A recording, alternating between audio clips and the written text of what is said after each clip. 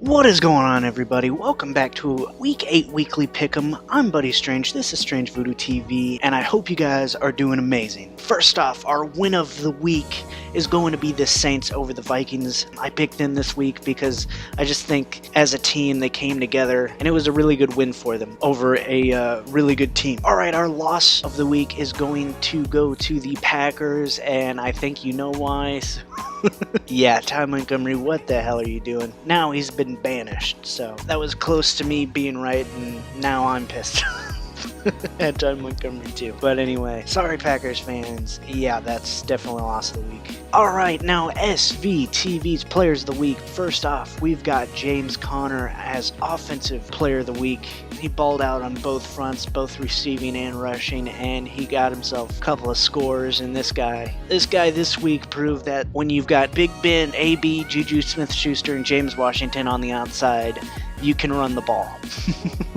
Alright, Defensive Player of the Week is going to be D. Ford. He was just racking up sack after sack, got himself a couple of forced fumbles, and yeah, he was just a big part in why the Chiefs won this week. And Special Teams Player of the Week is going to be Adam Vinatieri for making history, becoming the all-time NFL leading scorer, passing Morton Anderson for that title. And yeah, I mean, he also had a good week. He was 100% in both extra points and field goals, which is always nice. But yeah, this guy is a legend in my opinion. If I had to pick a best kicker ever, he'd be it. I don't believe in GOATs personally. I do believe in greats, and he is one of them for sure. Alright, Rookie Offensive Player of the Week is going to be Philip Lindsay for his performance against the Chiefs. Yes, it was in a losing effort, but that guy played his heart out. Scored a touchdown for the Broncos and almost got 100 yards. He did in total yardage because he is a multi-purpose back, but yeah, he's going to get it this week. Defensive Rookie of the Week is going to be Marcus Davenport, 2-sack performance. Big reason why the Saints were able to pull one out in Minnesota, and he's going to be out for a couple weeks because of a foot injury, I believe. Toe injury, foot injury, one of those. But yeah, in this performance, he balled out for sure, and he definitely deserves it. Alright, now time for the weekly picks. Let's just jump into it. First, we've got the Raiders and 49ers on Thursday night, and let me excuse myself because I think I misspoke last week. I said that the Arizona versus San Francisco game was the Toilet Bowl, but I misspoke on that. Apparently, that was the NFC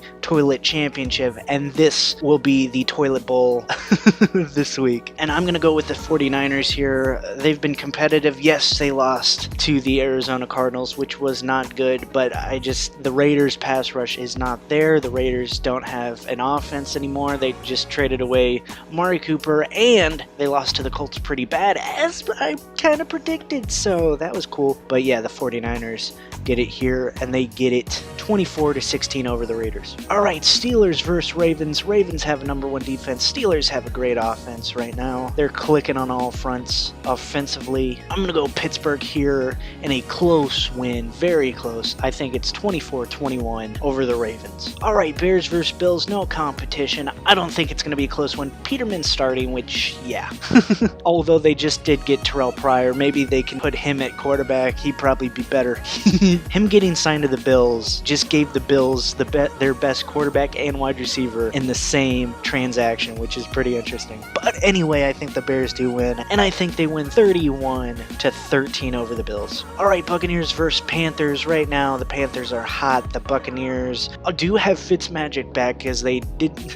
Winston wasn't working out as I said he wouldn't. I always thought they should have gone with Fitzmagic the whole time, but that's beside the point. Panthers are going to beat them anyway, and they're going to do it 28-14 over the Buccaneers. Alright, Chiefs versus Browns. I think it's going to be closer than people think, but definitely Chiefs here, and I think they get another 30 burger. I think it's 38-27 over the Browns. Alright, Jets versus Dolphins. Right now, neither team is looking like they're going to go far this season, but I do think the Jets squeak one out over the Dolphins. I know I've been harsh on the Jets this season, but I think they can pull this one out against the Dolphins. The Dolphins have not been looking good these past couple weeks. Plus, Ryan Tannehill continues to be out, and we have learned that it is a shoulder injury, so at least there we know what's wrong. But yeah, he's still not starting. It's Brock Osweiler, and I think the Jets can take advantage of that. They have a pretty good defense, and I think they win 23-10 over the Dolphins. All right, next up, Lions versus Vikings. The Lions had like a little blip of a spark there for a second, but it was a flash in the pan, and I think they're back to being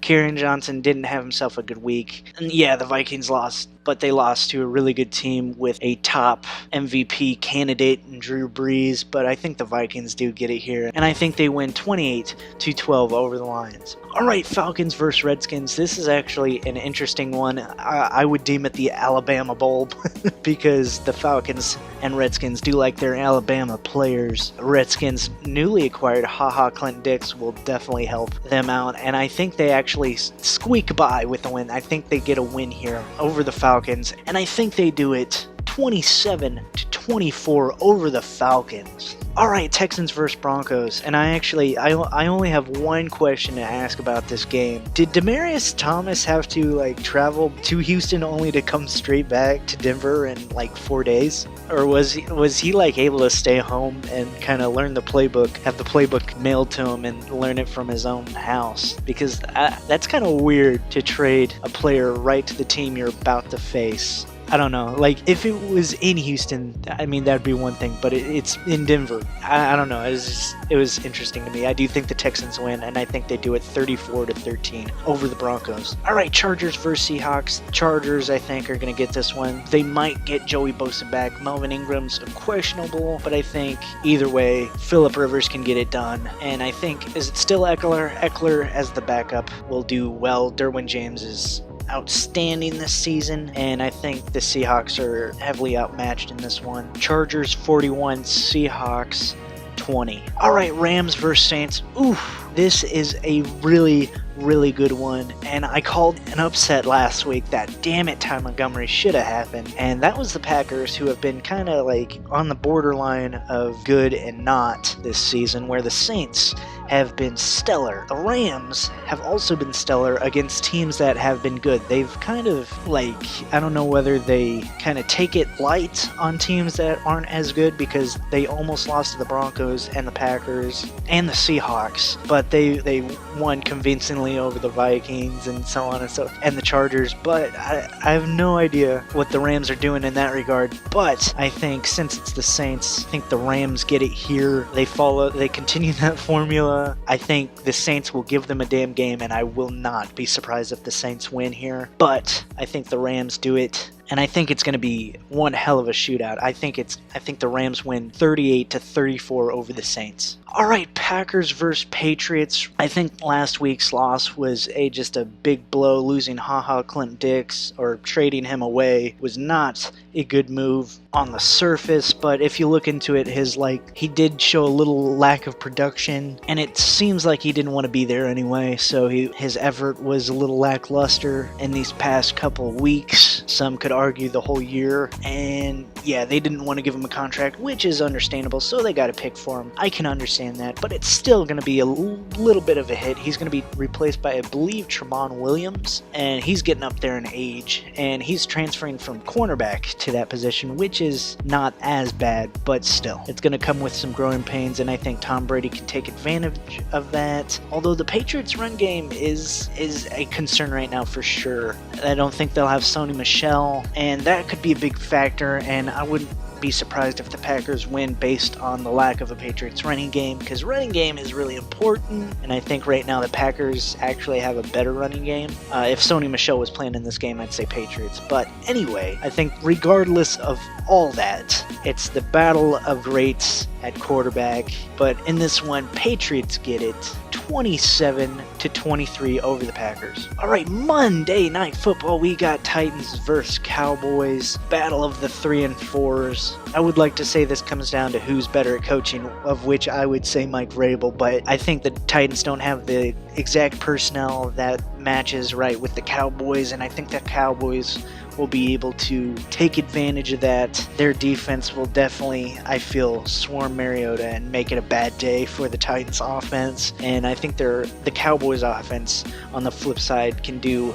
just enough to get this game and win it. I think the Cowboys win 17-10 over the Titans on Monday Night Football. Alright everybody, here's the picks. I hope you enjoyed this video. If you did, hit that like button. If you haven't already, hit that subscribe button. Come on. Turn on notifications if you would like to know when I post, because apparently that's important. Comment anything down below, especially your opinion on who you think will win and why I'm right, why I'm wrong, more importantly, why you disagree, and all that jazz. Follow me on Twitter at StrangeVoodooTV, but as always, I'm Buddy Strange. This is StrangeVoodooTV. Keep it strange, people. I'll see you in the next one. Peace out.